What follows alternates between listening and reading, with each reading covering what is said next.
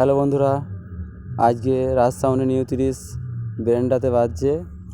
তা আজকে প্রথম ফার্স্ট ফিল আমাদের সামনে বাজছে সুলতান মাইক। তা দুজনেরই ভিডিও ছাড়বো, একটু শর্ট ভিডিও করে ছাড়লাম, বিট মারা ভিডিও। দেখতে থাকো তোমরা সবাই।